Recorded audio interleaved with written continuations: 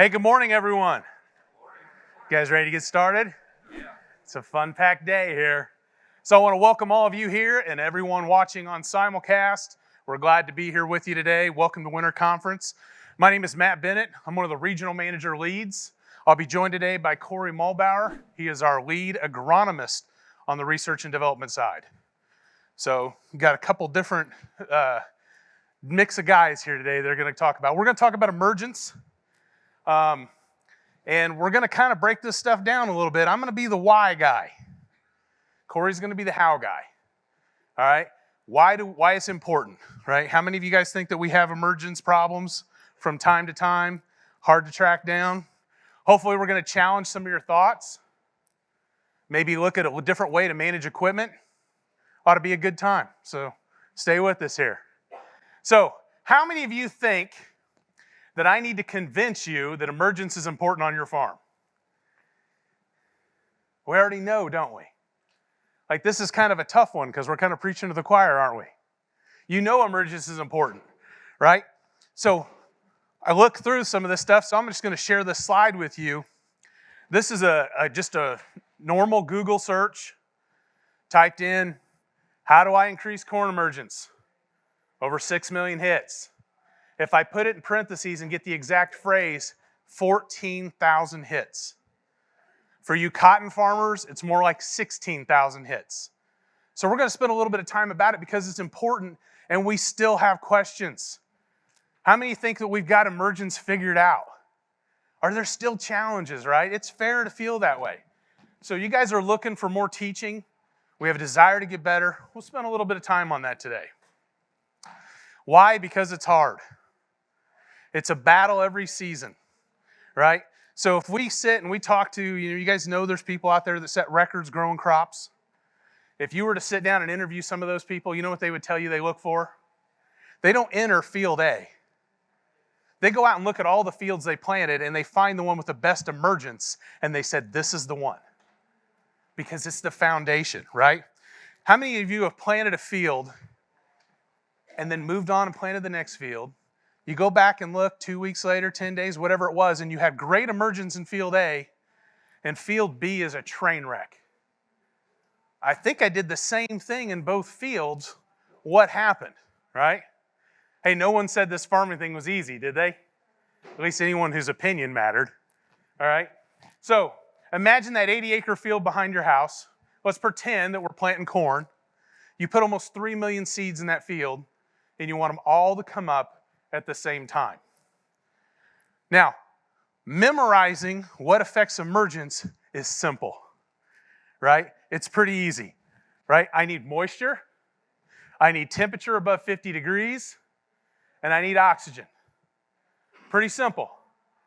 But getting those three things correct is a little bit harder, isn't it?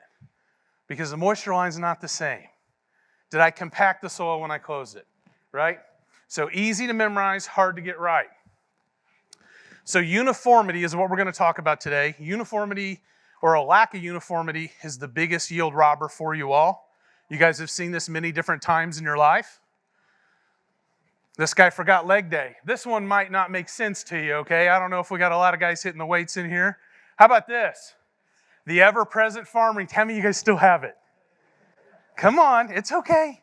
By the way, searching tan lines on your company computer, it's probably not a good idea. Moving on, all right?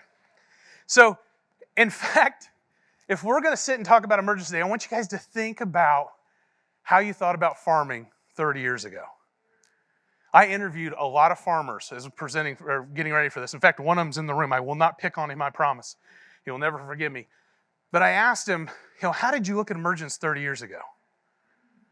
What were the things you did? How many think you look at your farming operation way different today than you did 30 years ago?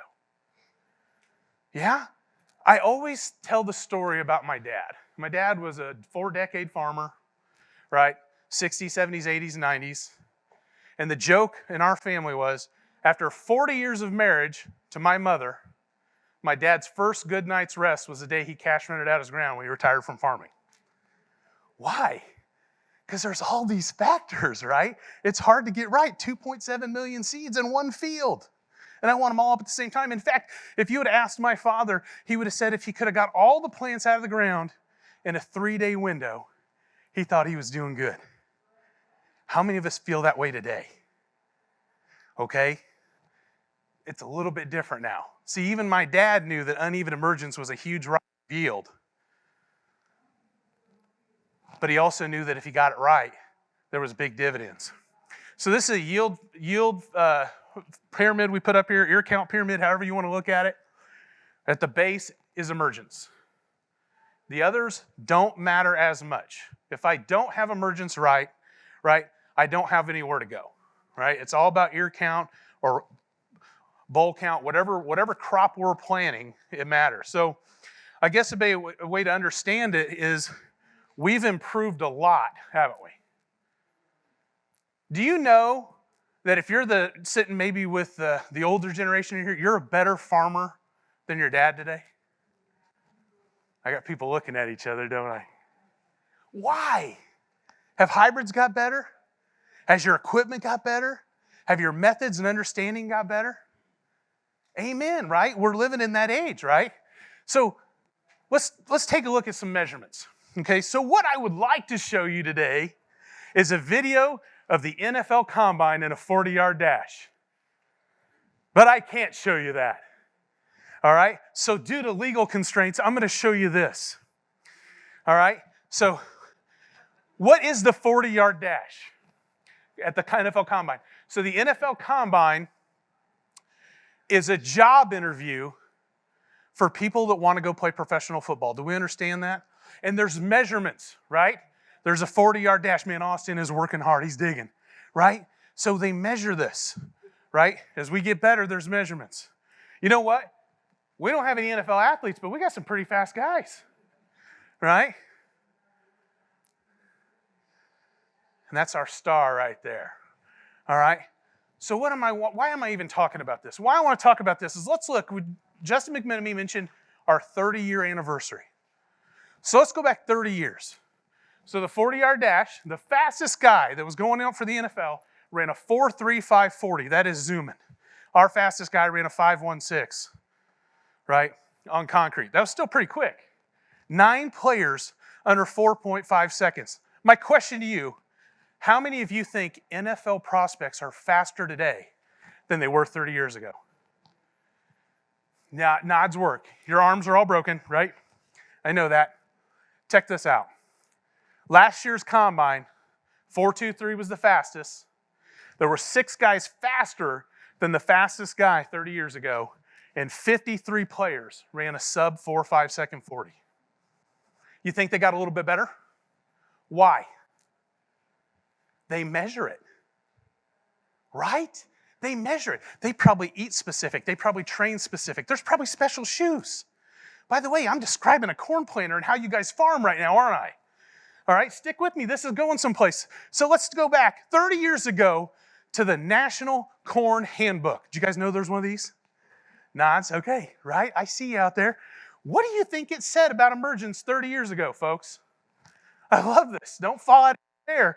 When we're planting a poor stand, half or loss. Half the plant's missing or greater. You may want to do something. Oh, I love this one, right? If the delay in emergence is less than 2 weeks, replanting will increase yields less than 5%. You might as well get a rope and hang yourself. How many of you would be successful on your farm if you followed the guidelines of 30 years ago? Right? So how do we get better? We measure. This is your 40-yard dash. Okay, so on the right, this is just a standard flag test. You come out in the field, you find the first emerged plants, you put a flag next to them, you come back 12 hours or 24 hours, depending how hard you want your grading scale to be. All right? We map, we follow those plants, right? It makes us better. The one on the right or the left for you guys is just an electronic way to do that. Right? That's an iPad with a tape measure and encoder. A little bit different. You can do it with a tape measure and a piece of paper. I don't care. But just look. So last year, we sent 15,000 of those flag kits shipped out of this building last year. I would argue that with 2 million plants of different crops flagged, last year alone was the largest emergence test ever, and it also was more than all the studies in all the years of farming before. We have no idea. Now, as Justin pointed out, we tried an idea and it failed. What is this going to lead to? The fact that we're actually getting this stuff. In fact, if you go on and you do Google search, you won't even find emergence studies before 2010. But if half your plants are out there, you're okay. Right? Makes you a little worried, doesn't it? All right? So this is the flag on the left was AGCO Plot Tour, 10 locations, 7 states, and that data tells us for every hour you delay a plant, it costs you almost a bushel. Now, what do we do with that information? Okay, so this was our 40-yard dash. How else are we getting better? The board over here on the right, this is from PTI. The same idea. If I delay emergence, it gets bad. And it gets real bad, doesn't it? In fact, it's 100% loss. I don't believe that 91 because you're not going to get that through the head. As I delay plants, they fall behind. They do not catch up. When we think about that race, you saw that 40-yard dash. Everyone runs the same speed, right? Corn runs the same speed. They all run the same 40 time. It's just when they start is when they cross. You may understand that doesn't catch up, right? Corey will talk about that. Let's go to the next stage. So this is an iPad, all right? So this is the next year. We'll have dealers run around with this spring, but this is the next generation of emergence data. As we go through the field, we're mapping 2 rows. We know where they are. We know what their growth stage is. We have population, stand count, how many late emergers, right? So this is today, right? Dealers will be running around with this technology today, all right? So we look for this spring. What's tomorrow look like? Well, you guys know we have cameras that go on sprayers, right? So imagine a 2020 in the cab, cameras on the boom, and emergence data through panorama on all your acres. Now get this. I told you that we shipped 15,000 flag kits and did over 2 million plants. The 80-acre field behind your house, you planted 2.7 million seeds. I'm going to have more data in one 80-acre field than we did in the largest emergence study that's ever happened. Make you a little bit excited. Do you think we're going to get better? Do you think our 40 times are going to start creeping down a little bit? All right. So Justin showed you that 10-10 planner, 10-10 project. All right. I'm going to share a little study with you guys. All right. So this is a 12-row or a 16-row plot planner that starts in the south. Corey Mulbauer is actually in charge of it, so these are his slides. But the idea was they put every kind of row unit, every kind of closing system that existed at the time, and they went and they planted corn or whatever crop they were in, whatever the cropping acreage was. All right, so there's a lot of variability on this map, isn't there? All right, so it was a lot of engineers digging behind row units. What's better? What's working? What's not? All right, so I'm going to share a little bit of that data with you. Now, one thing you have to understand is we set a goal that we wanted 96% ear potential or crop potential in this study, right? Meaning that I wanted 96 out of every 100 seeds to be fruit bearing. You guys with me so far? We thought that was a good goal for the 10-10 project. What we found out and learned is that when you're in dry soil conditions, they all fell apart. None of the studies supported where we needed to go. What's amazing is when you change this and make it a wet soil, wet compacted soil, the one that was in first goes to last. We know this, right? Your closing system, when you change it, you almost need to change it by conditions, don't you? All right, let's go a step further. When we plant in ideal soil conditions, all closing systems work well. Isn't that amazing? It stands out, doesn't it? So the first rule when we talk emergence, and this is in your control, you guys ready for this? Is ideal planting conditions are priority number one. Right? I don't control that, you control that. If it's too wet, get a hobby. I know what happens. You see everybody start running, you get a little nervous, don't you? You get that farmer twitch going a little bit, next thing you know, right? We tell that story a lot. All right, so I'm going to talk through the fundamentals of emergence. We're going to break these down into 3 categories. I'm going to tell you the why it's important. All right, so the first one we're going to spend time on is cleaning. When I talk about cleaning, I'm talking about removing the residue in front of the row unit. I'm not talking about tillage. We're trying to move as little soil as possible, but get the residue out of the way, and I want that row unit to have a nice, smooth ride. All right, I do not benefit if I cause the row unit to go a little crazy, do I? Why? Residue is impactful, right? We'll talk a little bit about this. Temperature, right? There's 15-degree temperature difference between those clean strips and where the residue sits. It's a big deal.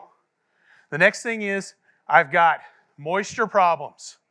When I'm battling for moisture, when I put a corn seed in the ground and I want it to imbibe 30% of its weight in moisture to start emergence, and I'm next to a piece of trash, guess who gets more moisture?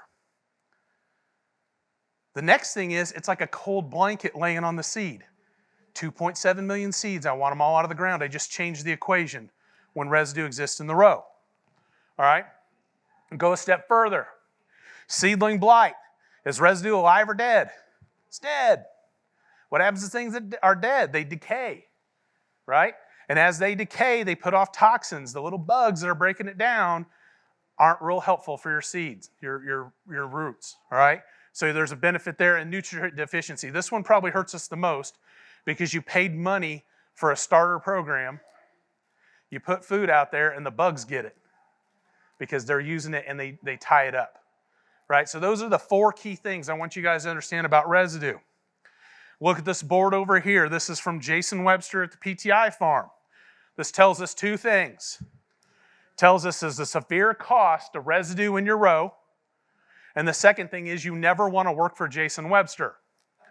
The reason I say that is that when it says 10% residue on that board, someone crawled on the ground and put a piece of residue on a seed. And then at 30%, they did it 3 times every 10 seeds.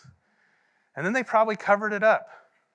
Don't work for Jason Webster, okay? But understand there's a cost, all right? There is an absolute cost to residue. Create, when we talk about creating a furrow, okay? We're talking about creating a furrow that has some integrity. So it will be open from the time your meter releases a seed and it is delivered to the bottom. So I have to have some firming force.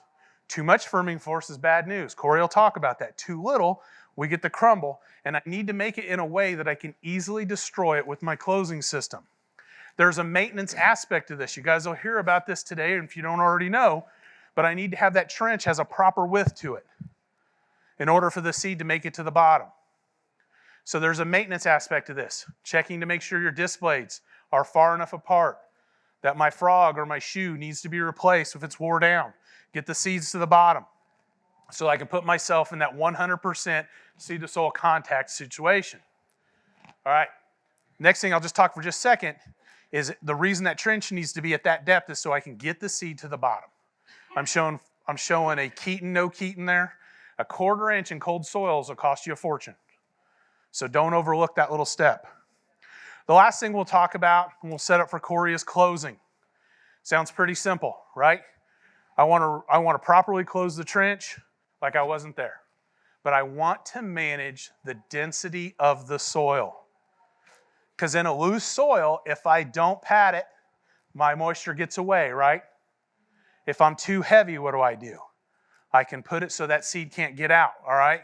So I'll give you guys some example. We'll go through this pretty quickly, but watch this time-lapse footage as we plant seeds in mellow ground as averse to compact. And then look at the difference in emergence. This is what happens in your field. Loose soil versus actually what we would consider a managed soil density. Not too heavy, not too light. What do you think happens with the loose? Watch the moisture go away. It's not the presence of moisture, it's the presence of enough moisture to germinate. And we cause late emergers, all right? So I kind of set it up for Corey. I'm going to invite Corey to come back up here. Clean, create, and close. That's the why, all right? And I'm going to hand it over to Corey. There you go, my friend. Thank you, Matt. Okay, guys, so Matt did an excellent job of setting up the importance of emergence and the 3 C's that are critical to understand what you need to be looking for as you manage that. So I'm going to go through some of those, each of those 3 C's, and I'm going to dig in a little bit. And we're going to share some of the learnings from our field trials, but I really want to dial you guys into thinking about how you manage the tools in your toolbox that you use to create the best possible clean and create and close environment for your seed and your crop on your farm. We've got some examples of what it looks like in the soil behind the planter, as well as we'll talk a little bit about equipment that we've developed over the years and how it plays a role in helping you manage all the factors at play. So when it comes to clean, what are we talking about? It's the row cleaner out in front of the planter's row unit. Its job is to create the perfect path for that row unit to run and for those disc openers to then penetrate the ground and create a good furrow. So preparing a path ahead of the row unit is what's in our head during row cleaner research. We've done a lot of row cleaner research since well before even our 1010 project. We came out with Clean Sweep to give you adjustability in the cab with air cylinders on row cleaners, and that's continued ever since, and we've tried to continue to evolve that and get it better, because it's a significant factor in achieving good emergence in your crop. So we've come up with 5 standard principles that we've used that are must-haves in a good row cleaner system on a planter. So the first one is flotation across all conditions. That row cleaner needs to be able to be engaged with the surface without gouging too deep and moving too much soil, causing your row unit to be at depths in your soil profile that aren't what you intended it to be. Consistent ground engagement. We've got to be engaged with the ground with those row cleaning wheels 100% of the time to do a good job of row cleaning. If a row cleaner is set with lift pressure, which is common today with our Clean Sweep system because the soil is too soft for the weight of that row cleaner, it tends to bounce a lot. And we'll look at a video in a little bit. When I see that kind of action, I know I'm not getting 100% of the capability out of that row cleaner and it's not doing a good job. Adjustable tine depth has been really important. As we've researched it, there's field environments where a little more aggressive tine engagement is going to improve the cleaning capability of a row cleaner. And there's other environments where we want to shallow that up a little bit and make it less aggressive, and we can't do all that just with air adjustment on an air cylinder. So adjustable tine depth has become one of those staples. Cab adjustability. When you have a row cleaner close, you really don't know exactly where you want it to run until you're at full planting speed out in the field and you're looking out the back window of your planter tractor. That's when you can really dial it in just right where you want it. So cab adjustability is critical. And then the number 1 cardinal rule of any attachment on a planter is we can't have any negative impact for the primary job of the row unit, which is to place seed at an optimum depth in the soil that we've selected for that row unit. So we can't have a negative impact on the row unit itself. Row units today that are attached to the row unit itself has a negative impact. So we needed to create a design that works around that and does not inhibit that row unit's performance. So Reveal is a product that we came out with that creates a platform for row cleaner high performance capability that checks off all of those things we've learned over the years of row cleaner research. Watch Reveal run on this planter pass. This is in our prototype year. So we've got 1 Reveal row there where the arrow's pointed. The other rows are a Martin floating row cleaner with Clean Sweep mounted on the front of the row units themselves. This is a tilled field environment. And notice some of the differences between that Reveal row that's mostly black versus the other rows. You see Reveal is very tightly engaged to the soil. It's not over-engaging and moving too much soil, but it's perfectly engaged 100% of the time. The other row cleaners were running with some lift pressure because if we put any down pressure on them, they'll be over gouging and digging in too deep in the soil. So that's causing them to bounce. As they interact with clods and a rougher surface, they're bouncing and they're not staying engaged and doing a good job. As we evaluated the prototype of Reveal behind the planter, we could see the difference in maintaining that good ground engagement capability of that unit, as well as being able to independently adjust the depth of the tines themselves. The performance is there. So we also have sensors that are available that we've developed over the years that have stemmed from our planter research work through the years of precision planting, we've got a smart firmer. It's been out for a while. Smart firmer is a seed firmer that's scanning the furrow for you. So it can give you data in the cab and tell you exactly how contaminated or how clean your seed furrows are when it comes to residue. That smart firmer will report to you the percent of residue that's contaminated in the furrow, or the percent of clean furrow value is what it reports. So we can use that to tell a difference with our row cleaner performance. If you make adjustments, if you try a different row cleaner attachment, it's one way that you can keep track of, are you getting better? It's a metric that will help you continue to improve your 40 time on your farm, like Matt was talking about. So in that prototype test field, that one reveal row unit was running almost a 3% increase in the clean furrow value as reported by the smart firmer.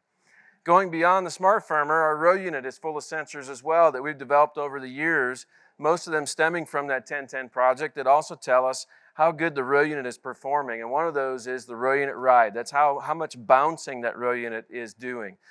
The smoother a row unit runs, the better performance we achieve when it comes to spacing and depth and downforce. The row unit that had the reveal on it had 6% better ride in that field than the other rows with row cleaners actually attached to the row unit itself. So the frame mounting option of reveal is a better platform for a row cleaner because it has less of a negative impact on the row unit performance. Here's maps from our Panorama app that shows you the data in map form. When we look at that clean furrow value, again, this is how much residue is in the furrow. This is a test plot we just did this year. Half the planter was a Martin row cleaner floating with clean sweep control mounted on the row units themselves. The other half the planter was our reveal platform, frame mounted row cleaner, independent adjustability with a gauge wheel. And you can see the difference in clean furrow values in this row cleaner test plot as we tried different adjustments, different settings. Most of those red streaks are us trying to dial in that Martin row cleaner side. We learned during the 1010 years that as we studied the impact of a row cleaner on planters in general, that when a row cleaner is engaging the soil, all of that stress and bouncing and interaction with the residue and the root balls and the clods is all jarring that's coming up through the row unit itself. When a row cleaner mounted to a row unit is engaged with the soil, it's 3 times greater row unit ride intensity. So that's bouncing of the row unit, and that's a negative thing. Here is the ride map from that same row cleaner trial from this season.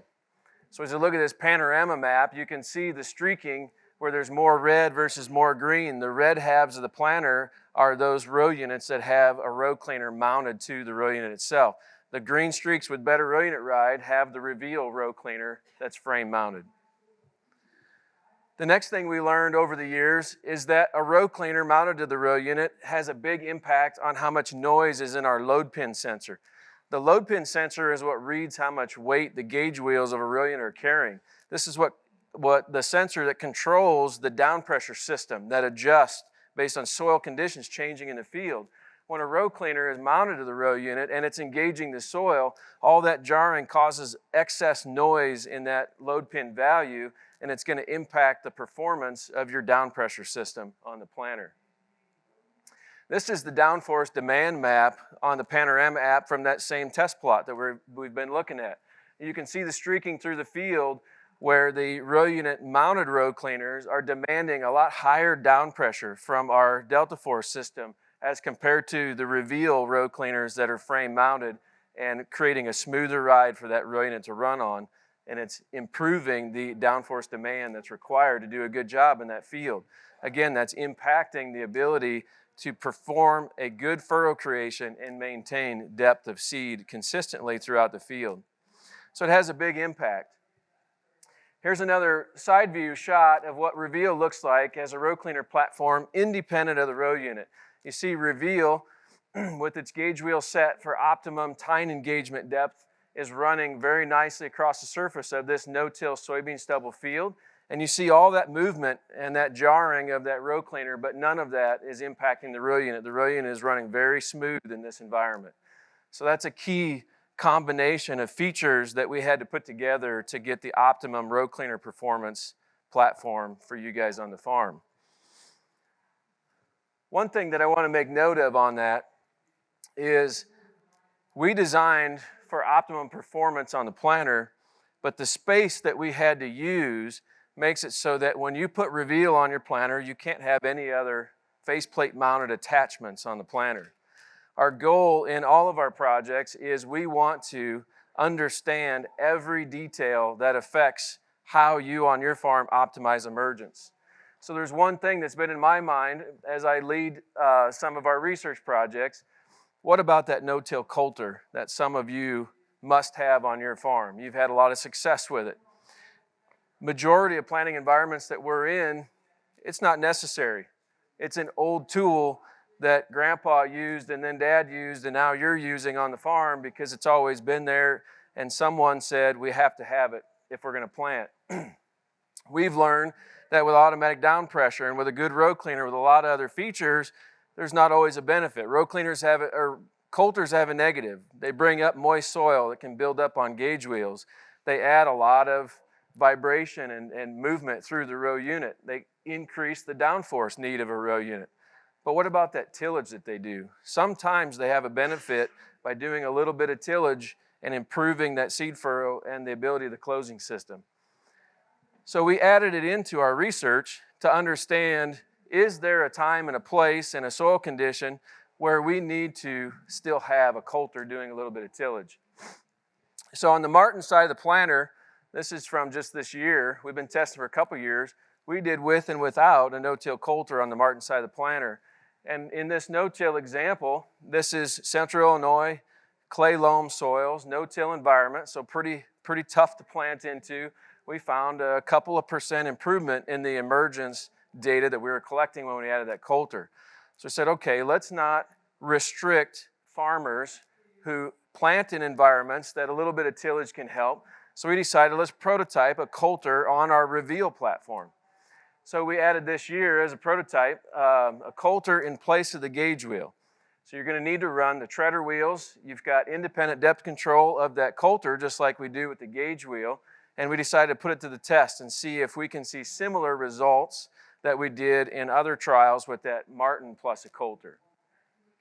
And we did. So in this no-till S80 field up by Brimfield, Illinois, again, this is heavy clay loam soils in central Illinois, we saw benefits as you move to the right by adding a coulter. So you see that far right bar is the reveal row cleaner platform plus a coulter added another 6% in emergence uniformity, which is something that we strive for. Here is a strip till field. This field up by Brimfield also is heavy central Illinois clay loam soil, strip tilled, but it's a stale seed bed in the spring. There was no tillage done in the spring, so that soil reset through the winter. So it's fairly hard, fairly dense soil. By spring, had plenty of rains on it, and you see a slight improvement to having a coulter on the reveal row cleaner platform in this system. So we believe that reveal, its intention is to provide you with a better tool. And it's a tool that has configurability for the types of soils and the types of environments that you're challenged with to do a good job of planting. 80–90% of you guys can get by with our standard platform, which is this one on the far left-hand side. But for those of you that have different conditions and different challenges, we're going to create options and we're going to continue to work towards whatever is the best for your farm and that we learn is the maximum amount of adjustability and capability to achieve optimum emergence. That's what we want to deliver to you. This season, the Reveal Coulter is going to be a beta. If you're interested in running that on your farm, we'd love to work with you. You're going to work through your precision planting dealer and our region managers out in the field to get connected to how you can get a hold of these coulters. We're going to continue to test that. So the middle C, creating that furrow. So we know that's critical, right? This is the job of the row unit itself. Basically, a row unit's number one job is to create a furrow in the soil at the depth you choose, drop seeds into it so that we can get a crop to grow, and we want optimum emergence from that crop. Essentially, you've got two things to manage. You've got the depth that you choose, and then we're going to discuss a little bit on how you manage that furrow sidewall. So number one is depth for what reason? How do you choose depth? It's moisture, right? So you're going to evaluate where do you need to put the seed to achieve good moisture, and then for the type of crop you have, are you putting it in an environment where it has an opportunity to emerge quickly and on time? Well, then the downforce side of that row unit is how do you manage the furrow itself? The good thing is there's new sensors available in the market today with our Smart Firmer. It's also reporting the seed available moisture called furrow moisture as you're planting. So you can actually evaluate from the tractor seat whether or not you're putting seed into good furrow moisture. For pretty much all crops, you want to be above 30% furrow moisture value on a Smart Firmer, and you've got optimum moisture to get that seed germinated and off to a good start. We did a lot of research on soil moisture. Again, this is your number one reason why you choose depth. Soil moisture is not consistent across fields, and it changes seasonally throughout the time that you're putting your crop in based on weather patterns and stuff. This is a field just a few miles north of here. We did intensive moisture research. There's a couple different soil types in it. And you can see we mapped the whole field's moisture at just a little over an inch in depth. You see those dry zones in red there. That's going to be a problem if you're planting shallow in this field environment. And then as we move deeper and we continue to map that same field, we can see that we're getting closer to the majority of the field above 30% furrow moisture when we get below 2 inches in depth.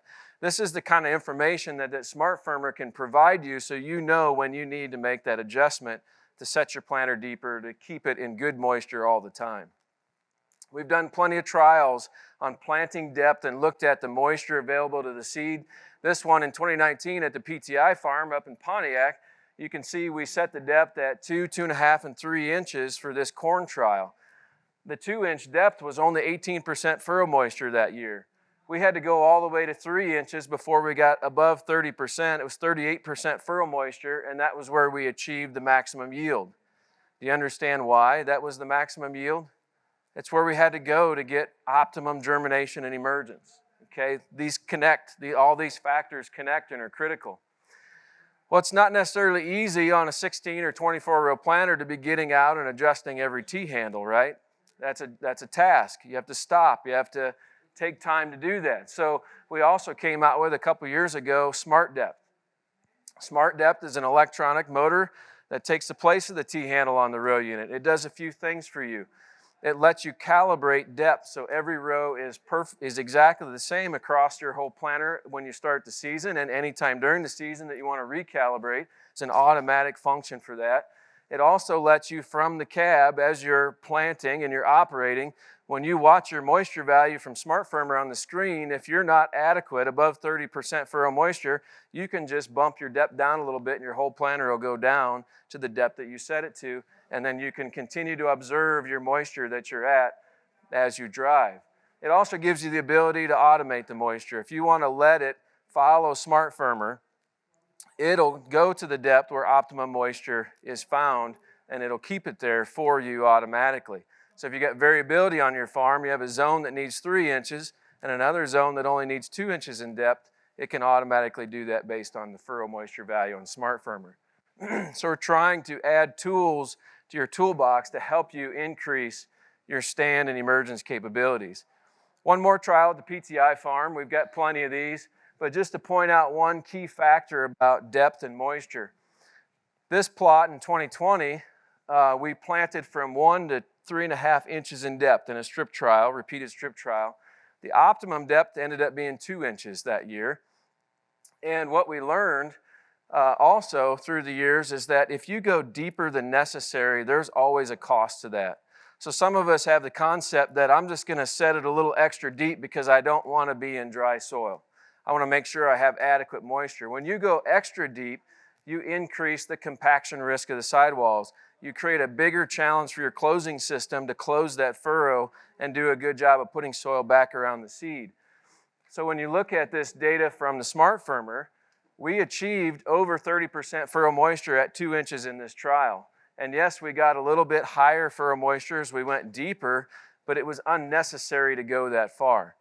And so we created problems with the yield. Yield went down as we went deeper beyond the point that was necessary. So downforce is the other part of creating a good furrow. We choose depth of the furrow by moisture, And next we think about down pressure. And how do you dial in down pressure? You see, automatic down pressure has been around so long, it's like a staple on the planter.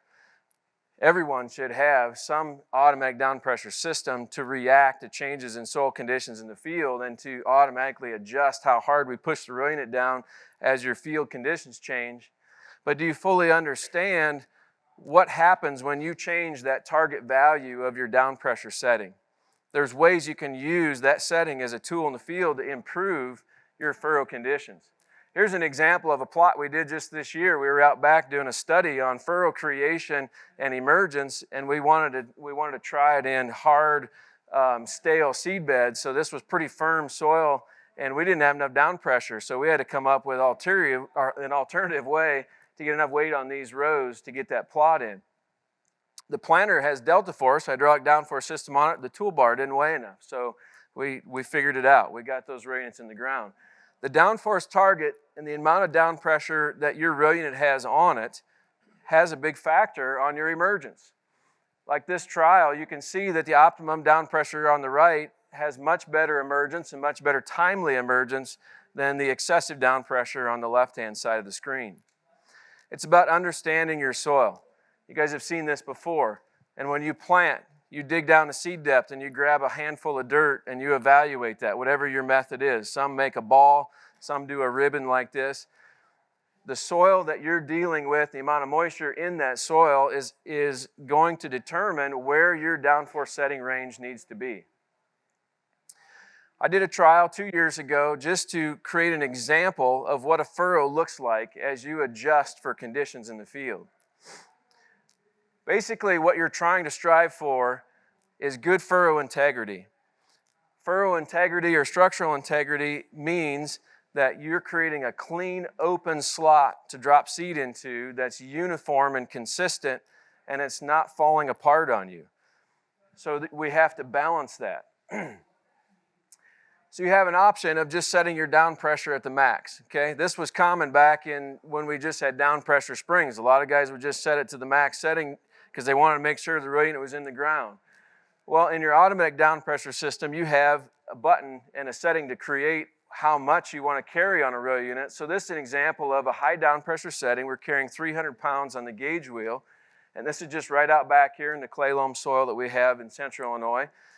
And we are way over compacting. Now we are achieving a beautiful, clean furrow with consistent depth, but the compaction is the problem. And as I prod along there with that seed digging tool, I can't move that sidewall. It doesn't crumble apart at all. So I know I'm going to have a challenge with root development, with the closing system. There's going to be a number of issues with that. Right next to that pass, we set the down pressure light. So this is achieving a 30-pound target on the gauge wheels. Look what happened to our seed furrow. Now with inadequate applied down pressure, our furrow is falling apart. We've lost the structural integrity. We got dry dirt and clods that are rolling into that furrow. Sometimes before the seed even hits the bottom of the furrow, we've now incorporated the seed in clods and dry dirt, and that's going to be a problem. So if you're way too light for your soil conditions, you're going to sacrifice good structural integrity and a non-uniform furrow. Now that'll probably close really easy with your closing system. You're going to have good roots, but you'll have very inconsistent emergence and depth. When you get downforce right for your field conditions, you should have a clean, open furrow, and when you dig on those furrow sidewalls, they should crumble and fall apart, meaning that you're going to give your closing system a good opportunity to put it back together, and you're not going to create any root development problems and that sort of thing. So these are the kind of things that you're going to look for on your farm as you dial in the proper range of downforce target settings that you use on your planter. Some of you might be wondering how you get this vantage point or this view behind the planter. You got to tie your closing systems up if you weren't sure how to do that. So on Furrow Force, we've got a pinhole for that to make it convenient in the field, so you can do it at any time you want. And on your other closing systems, you'll see in the maintenance section, we've got a tool that's available through our dealers that can help tie up other closing systems as well. But that's how you learn. You've got to put the effort in to figure it out in your field. And once you get dialed in, like I do around here, I can kind of just evaluate field conditions, and I know about where to put my down pressure target number just based on the conditions of the field that we're in that day. But you've got to go through the learning process first. So the last is the closing. Closing that furrow. You see, without closing, every seed is just laying in open airspace in the bottom of a trench. So closing is kind of important. The way we put soil back around that seed and the success of that last step is pretty critical to achieving good emergence, good uniformity. And how do we figure it out? It kind of comes back to the same thing as understanding your downforce. We've got to dig below ground, and we've got to expose what's really happening below the surface so that we can learn and adjust. Find out if our attachment is not adequate for our field conditions. Find out if our setting isn't right, if we need to make an adjustment. We've done a lot of years of closing research along with everything else on the planter. We've come up with a favorite tool. Looks like this one right here. We call it the furrow finder. This tool is something we're going to give all of you as a gift today. So when you get through the last session at the end of the day after Jason Webster, before you go home, we're going to give each of you a furrow finder tool. The way we came up with this tool is we found the best way to evaluate a closing system is to start with the wide side, and you're going to dig down from the surface down the same direction the planter ran. And as you dig down, you're going to expose things underneath. If you've done a good job, you can't find any evidence that the row unit put a seed in the ground. But quite often, you're going to find air pockets and problems as you dig below the surface, and you're going to be able to learn and understand what needs to change when it comes to your closing system. We know that air pockets are bad. They happen in higher moisture conditions. They happen when you run too much down pressure. They happen if you have more clay content in your soils. Seeds might germinate, but they're not likely to get out of the ground if you have a lot of air pockets left by your closing system. How do you evaluate the different environments you're planting into and how you set your closing system? Because one of the key things about closing, beyond just getting rid of the air pockets, it's actually setting the density of the soil around the seed to optimize germination. If you're too loose and too dry, like this video here where you can just shove a buck knife right down into that profile around the seed, that's an indication that you might need to increase the pressure on your closing system. When you dig down into the furrow and you look at that soil profile around the seed in the furrow, when you're digging, you don't want it to very easily crumble apart and fall apart. That might be too loose to preserve moisture, and you will want to increase your tail pressure to increase the density of the soil to help preserve moisture. If you're too tight and compact, then you get this compact environment where as you dig, it doesn't move and it doesn't crumble, and you can tell it's very tight, and more often you'll see the slotting or the air gaps from those disc openers, and that's a problem as well. If you're too compact with your closing, you're going to resist the seed's ability to push through that, and you're going to have non-uniform emergence due to resistance to emerge, or some seeds not having enough vigor to grow through that compact environment. So you need to reduce the tail pressure, which seems crazy. If you're getting challenged to close, how do you balance that, reducing the compaction but still get the furrow closed? It's a tough thing to do.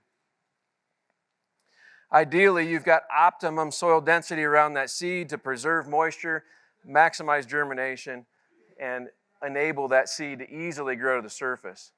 We learned through the years of planter research that a closing system can't do it all in one action, one set of wheels. So we created Furrow Force a few years ago to separate the process. We've got a front set of discs that we call stage 1. That's the notch wheels that you adjust the width and the depth to optimize the closing performance itself. That's what actually closes the furrow. Then we understood that density around the seed was important. So that second stage rubber wheel that finishes the surface, you actually control from the cab how much pressure and weight those are applying to the soil so you can set the soil density independent of the closing action. As you watch this furrow view of Furrow Force closing the soil, you can see how stage 1 is fracturing the sidewalls and doing the closing action but leaving it loose. Stage 2 then, you set the soil density by what you believe is the best on your farm in the cab as you go. So we end up with a pretty good suite of tools, and hopefully you'll understand better how to adjust for the conditions on your farm as you work through this. A cleaning system that's diverse and flexible for your environments, how to understand managing depth and furrow creation, and then how to close and optimize that density around the seed. So Matt's going to come back up, and we'll just do a quick recap on the key features of the session here. Yeah, thanks, Corey. So there's some conclusions that Corey and I came up with. We believe that the measurements, this is leaps and bounds, folks. Where we're going to be with Emergence in the next 5 years after what we've learned, having widespread tests across multiple crops, it's going to be dividends, right? There's going to be a lot of ways we get better, and I'm excited by it, right? If you measure, you get better. Uniform emergence, that is the foundation, okay? That is the single most important thing from growing a very successful crop. The conditions in which you guys control, when you decide, let's put it in gear and go, is the number one factor. Isn't that amazing? All right? Gain mastery of the tools available to you. So that's what Corey kind of did, right? Gave you some tactics, some things you guys can do a little bit differently, maybe ways you've never really thought about it, right? Some of us might just still going to do what we're going to do because we got to cover acres. That's okay, right? Just know as time marches on, right, the industry or in general farming practices are going to float you, but you can be on the fast track if you're studying and getting better every day. So we'll take a couple questions, but I think that wraps it up for us. We want to thank you for spending time with us this morning, and hope you guys had something to take away from today. Thank you.